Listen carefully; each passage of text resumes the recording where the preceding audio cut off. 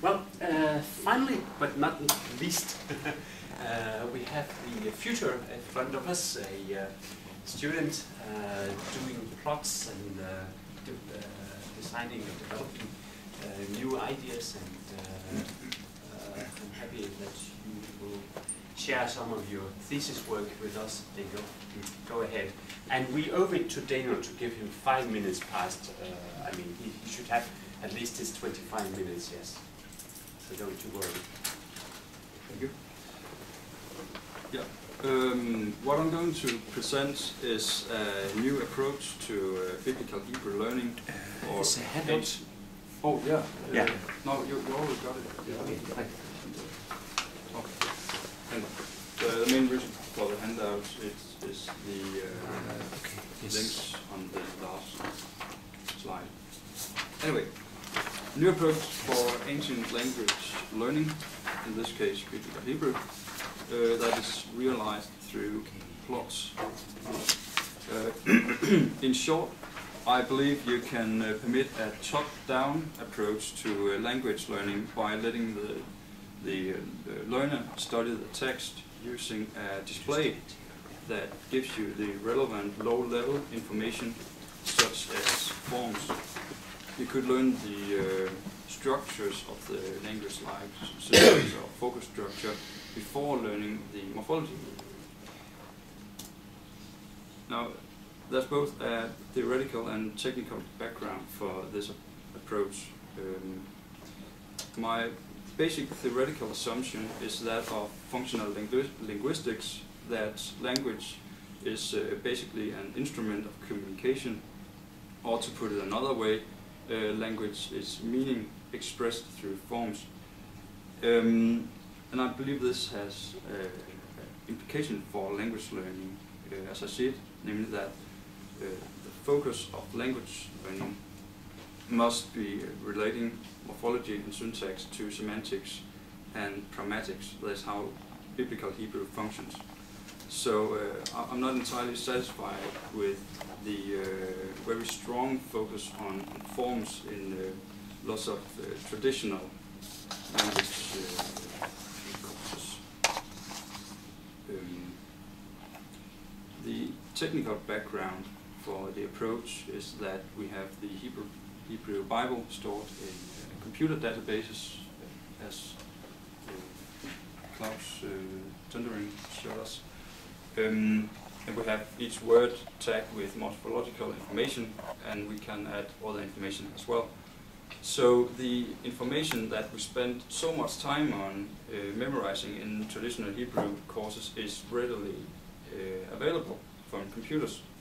And of course, there's lots of examples where the form may be discussed, but I don't believe it is the generally most important battlefield in the language.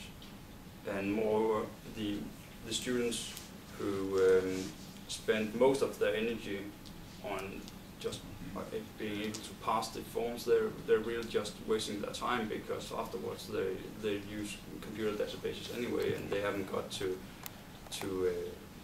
getting any grasp of the syntax. I see a lot of the weaker students don't really get further than forms.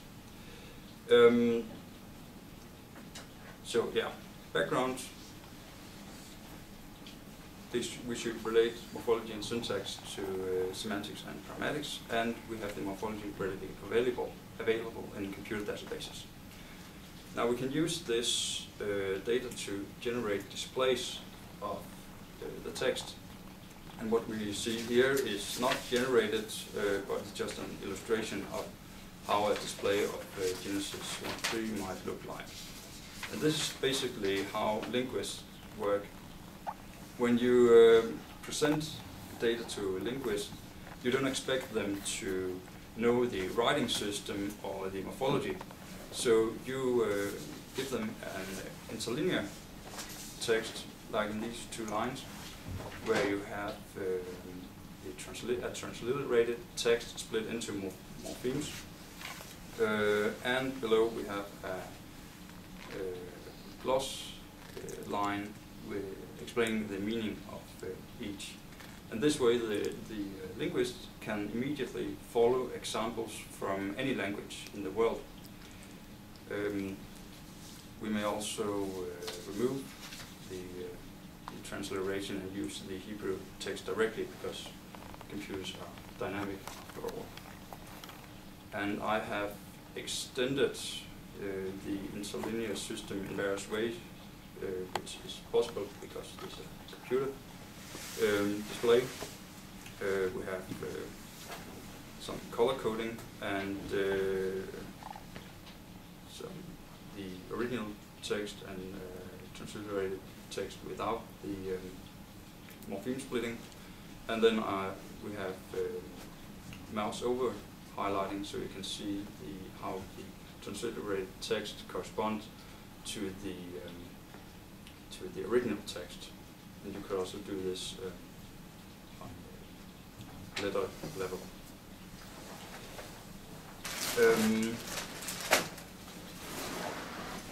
Yeah.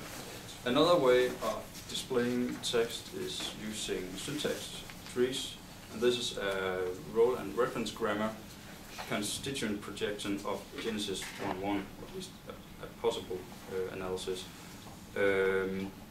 What we see here is also an interactive syntax tree editor, so we can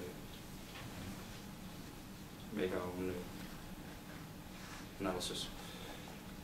And this can be combined with the other display, either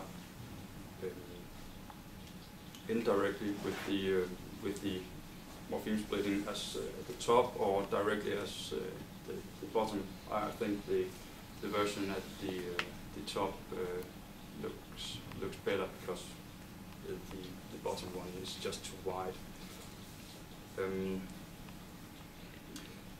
Anyway, like the linguist is able to get a grasp of how a language functions through proper representation of the text, so could the learner do, I believe, if guided properly by an interactive learning environment.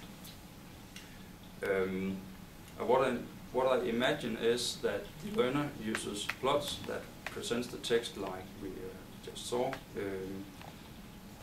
to study certain syntactic, semantic, or pragmatic aspects of the language.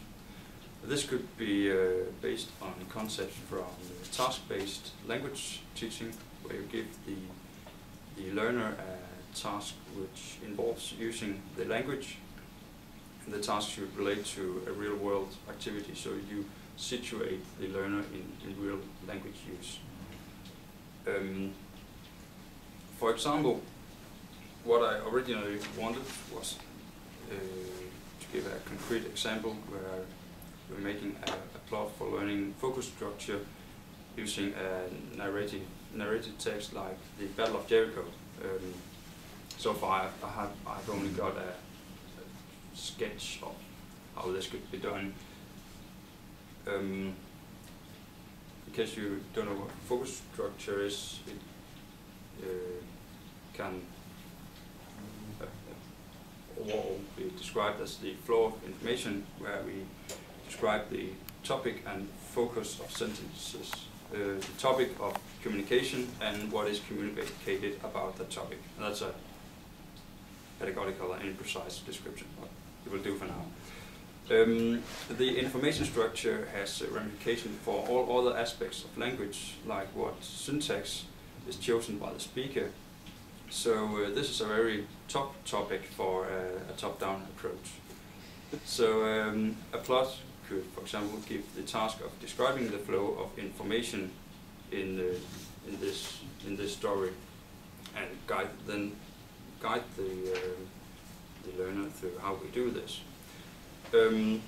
More concretely, Hebrew uses features like word order to mark topic and focus.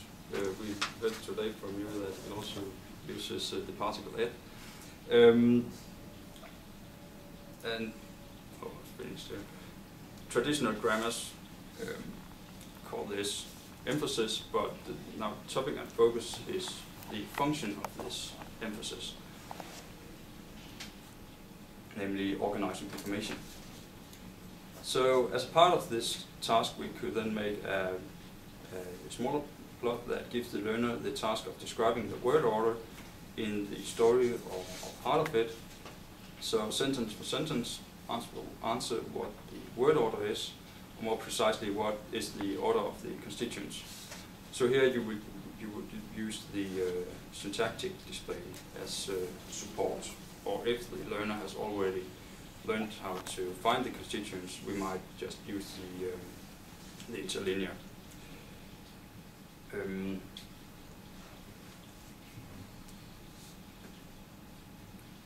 The learner will then pay attention to the constituent order, and in the end the plot may ask what was the most common order, and hopefully the answer would be verbal predicate, subject, object, and so on. And if it's not, we should probably choose another story for this. And then the next step would be, what does it mean when we have a certain constituent order, and that would be focus structure. And then again, the computer helps the learner examine the text from that perspective. So this is the basic idea, giving the proper information and support, and let the learner do real and useful work with the language.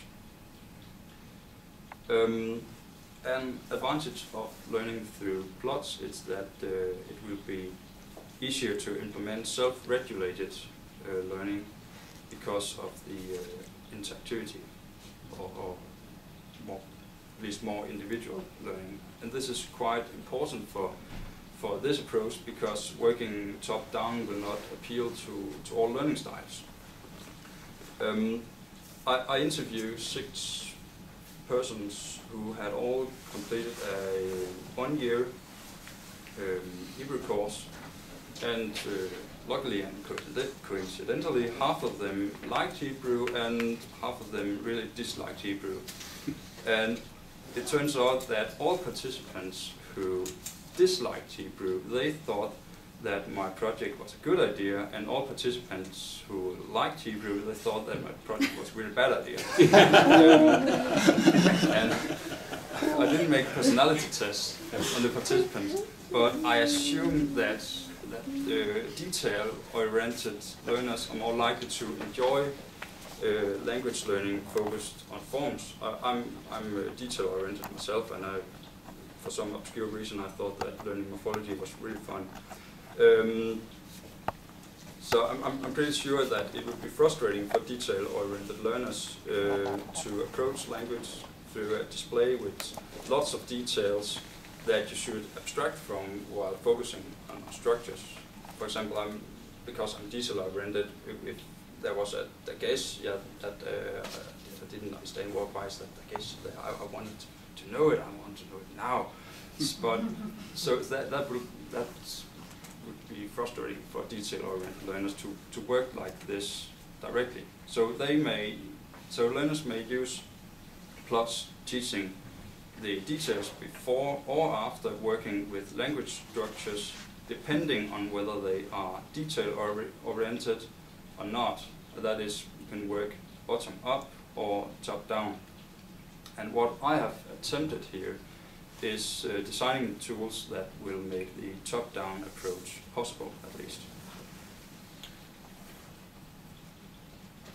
Oh, that didn't take as long as I expected. I can then show you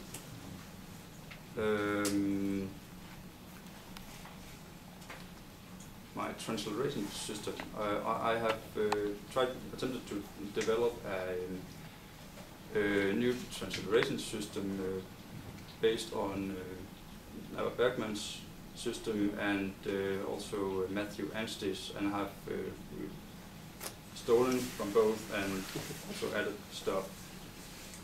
And then I've made an algorithm that maintains the relation